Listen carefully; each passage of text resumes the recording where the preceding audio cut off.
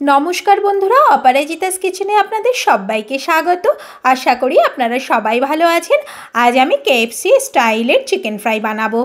আপনাদের যদি বাইরে যেতে ইচ্ছে না করে তাহলে কিন্তু ঘরেই এইভাবে চিকেন ফ্রাই কিন্তু বানিয়ে ফেলতে পারেন। বাড়িতে শুধু চিকেন থাকলেই কিন্তু আপনারা এভাবে খুব সহজেই ঘরোয়াভাবেই কিন্তু আমি এই চিকেন ফ্রাইটা বানাচ্ছি। এইভাবে কিন্তু খুব সহজেই আপনারা কিন্তু বাড়িতে কেএফসি স্টাইলে চিকেন ফ্রাইটা বানিয়ে পরিবেশন করতে পারেন। গরম গরম কেএফসি স্টাইলের এই চিকেন ফ্রাইটা খেতে কিন্তু খুব সুন্দর লাগে। আপনারা বাড়িতে একবার ট্রাই করে দেখতে পারেন।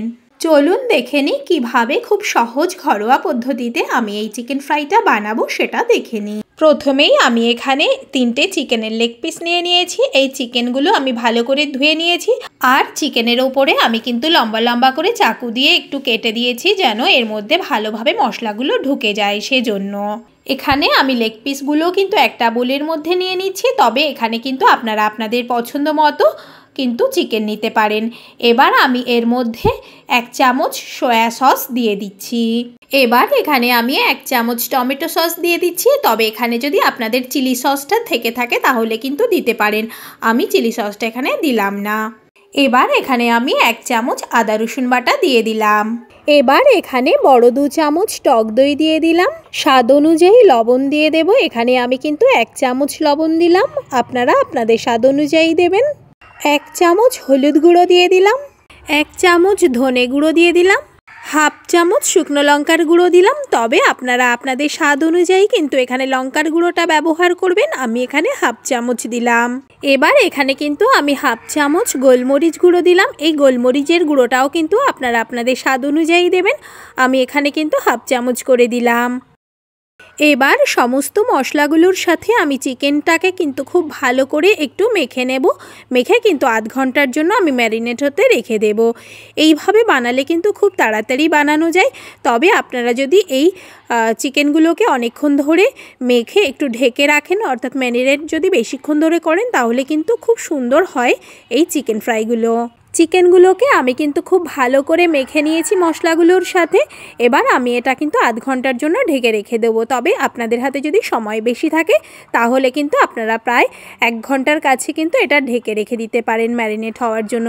তাহলে কিন্তু চিকেনগুলো খুব সুন্দর টেস্টিও হয় আর খেতেও কিন্তু খুব ভালো লাগে। এবার এখানে আমি 1 বাটি পরিমাণ ময়দা নিয়ে নেব। এই ময়দাগুলো কিন্তু আপনারা একটা বড় পাত্রে নিলে আপনাদের মাখতে খুব সুবিধা হবে। আমি এখানে 1 বাটি একটা মিডিয়াম সাইজের পাত্রে নিয়ে নিয়েছি। এর মধ্যে আমি 1 চামচ জিরে গুঁড়ো দিয়েছি, 1 চামচ ধনে গুঁড়ো দিয়েছি, হাফ চামচ শুকনো লঙ্কার গুঁড়ো দিয়েছি। এই লঙ্কার পরিমাণটা কিন্তু আপনারা আপনাদের স্বাদ অনুযায়ী দেবেন। 1 চামচ গরম মশলার গুঁড়ো দিয়ে দেব। এবার আমি এর মধ্যে কিন্তু পরিমাণ মতো লবণ দিয়ে দিচ্ছি। যেহেতু আমি চিকেনের মধ্যে লবণ দিয়েছি সেজন্য কিন্তু আমি এখানে অল্প পরিমাণ অর্থাৎ হাফ চামচ লবণ দিয়েছি। দিয়ে মশলাগুলোর সাথে ভালো করে কিন্তু ময়দাটাকে মিশিয়ে নিচ্ছি। ময়দার সঙ্গে মশলাগুলো আমি কিন্তু খুব ভালো করে মিশিয়ে নিয়েছি। ময়দাটা কিন্তু আমার রেডি হয়ে গেছে। 30 মিনিট হয়ে গেছে। এবার আমি চিকেনগুলো কেমন হয়েছে দেখে নেব। এবার এখানে আমি যে পাত্রে ময়দাটা রেডি করে নিলাম সেই পাত্রটা নিয়ে নেব। আর আরেকটা মিডিয়াম সাইজের পাত্রে আমি কিন্তু একটু নর্মাল জল নিয়ে নিচ্ছি। এখানে যদি আপনারা ঠান্ডা জল নিতে চান তাহলে কিন্তু ঠান্ডা জলও নিতে পারেন। এবার আমি যে চিকেনগুলো রেডি করে রেখেছিলাম সেই চিকেনগুলো কিন্তু ময়দার মধ্যে দিয়ে ভালো করে আমি কিন্তু ময়দাটার কোট করে নেব। প্রথমে একবার কোট করে নিয়ে আমি কিন্তু চিকেনটাকে জলের মধ্যে একটু ভিজিয়ে নেব। তারপর কিন্তু আমি আবারও একবার কোট করে নেব। তবে এখানে আমি কিন্তু জলে ভিজিয়ে নিয়ে কোট করছি। তবে আপনারা যদি চান তাহলে কিন্তু ডিমের কোট করেও কিন্তু এটা করতে পারেন। আমি এখানে জল দিয়ে ভিজিয়ে নিয়ে তারপর আবার কিন্তু ময়দা দিয়ে কোট করে নিচ্ছি। এভাবেই কিন্তু 2 বার করে ময়দার কোট করে নিতে হবে। এটা কিন্তু আমার রেডি হয়ে গেছে। এবার আমি একটা প্লেটে তুলে নিয়ে আবার বাকি আরও টুকরোগুলো করে নেব। একই রকমভাবেই আমি কিন্তু বাকি চিকেনগুলো রেডি করে নেব। আমি কিন্তু একদম ঘরোয়াভাবে আর কিন্তু খুব সহজেই এই চিকেন ফ্রাইটা বানাচ্ছি। আপনারা কিন্তু খুব সহজেই এভাবে কিন্তু বাড়িতে বানিয়ে খেতে পারেন। এই চিকেনটাও কিন্তু আমার রেডি করে নেওয়া হয়ে গেছে। আমি আরও একটা আছে সেটাও কিন্তু আমি একই রকম পদ্ধতিতেই রেডি করে নিচ্ছি।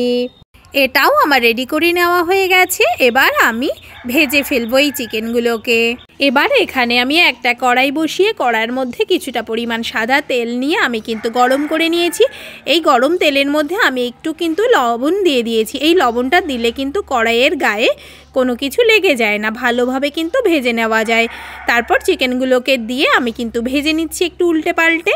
গ্যাসের ফ্লেম মিডিয়ামে রেখেই উল্টে পাল্টে আমি কিন্তু প্রায় 10 মিনিট ধরে এই চিকেনগুলোকে ভেজে নেব। তা না হলে কিন্তু ভেতর থেকে চিকেনগুলো ভালোভাবে সিদ্ধ হবে না।